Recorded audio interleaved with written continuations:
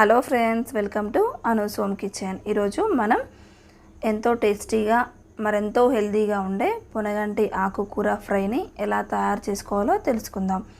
దీనిలో A, B6, C విటమిన్స్తో పాటు potassium, magnesium, iron, calcium వంటి ఖనిజాలు పుష్కలంగా ఉంటాయి. ముందుగా దానికి కావలసిన పదార్థాలు ఎలా ప్రిపేర్ చేసుకోవాలో తెలుసుకుందాం.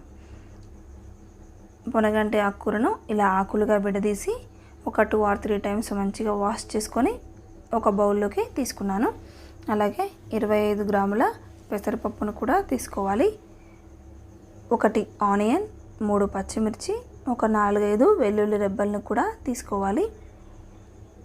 2 స్పూన్ల పోపు గింజలు, అలానే 1 స్పూన్ పసుపు, చిన్నగా కట్ చేసుకొని తీసుకున్న కొత్తిమీర, 1 స్పూన్ కారం, రుచికి తగినంత ఉప్పు, అలానే వేయించి పొడి చేసుకున్న జీరా అది కూడా 1 స్పూన్ తీసుకోవాలి. 1 స్పూన్ ధనియా పౌడర్, ఫైనల్గా 3 స్పూన్స్ ఆయిల్ని కూడా తీసుకోండి. ఇప్పుడు మనం పొనగంటి ఫ్రైని ఎలా తయారు చేసుకోవాలో తెలుసుకుందాం. ముందుగా పెసరపప్పుని ఒక 2 టైమ్స్ మంచిగా వాష్ చేసి దీనిలో కొంచెం నీరు వేసి ఒక 10 మినిట్స్ పాటు దీన్ని నాననివ్వాలి. ఇప్పుడు ప్యాన్ పెట్టుకొని దానిలో 3 స్పూన్స్ ఆయిల్ని వేసుకొని వేడిన తర్వాత వెల్లుల్లిని ఇలా దంచుకొని వేసుకోవాలి. అలానే పచ్చిమిర్చిని చిన్న ఘాట్లుగా పెట్టి వేసుకున్నాను. అలానే సన్నగా కట్ చేసిన ఉల్లిపాయ ముక్కల్ని కూడా వేసుకుందాం. ఇప్పుడు దీనిలో 1 స్పూన్ పసుపుని వేసుకొని దీన్ని లైట్గా ఫ్రై చేసుకోవాలి. ఇది ఫ్రై అయిన తర్వాత దీనిలో 2 స్పూన్స్ పోపు గింజల్ని కూడా యాడ్ చేసుకోవాలి. ఇదంతా ఒకసారి మంచిగా కలుపుకొని ఇప్పుడు కడిగి పెట్టుకున్న ఆకుకూరని కూడా వేసుకుందాం. అన్ని ఆకుకూరలతో కంపేర్ చేస్తే పొనగంటి కూరలో ప్రోటీన్స్ అత్యధికంగా ఉంటాయి. ఇదంతా ఒకసారి కలుపుకొని ఇప్పుడు రుచికి తగినంత ఉప్పును కూడా యాడ్ చేసుకుందాం. ఉప్పును వేసుకున్న తర్వాత మరొకసారి మంచిగా మిక్స్ చేసుకొని మూత పెట్టి ఒక 5 నిమిషాల పాటు దీన్ని కుక్ చేసుకోవాలి. ఒక 5 మినిట్స్ తర్వాత మరొకసారి కలుపుకొని నానబెట్టి పెట్టుకున్న పెసరపప్పును యాడ్ చేసుకోవాలి.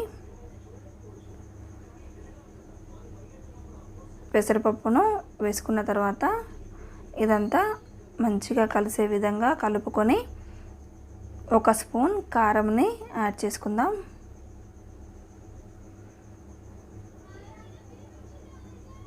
అలానే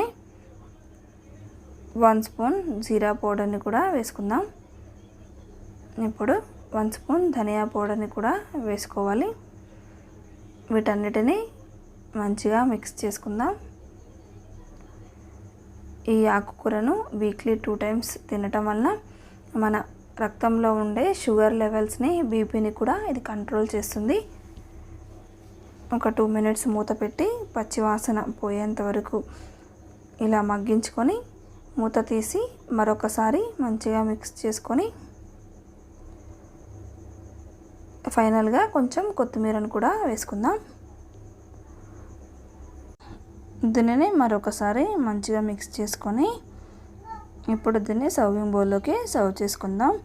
అంతే అండి, ఎంతో టేస్టీగా ఎంతో హెల్తీగా ఉండే పొనగంటి ఆకుకూర ఫ్రై రెడీ అవుతుంది.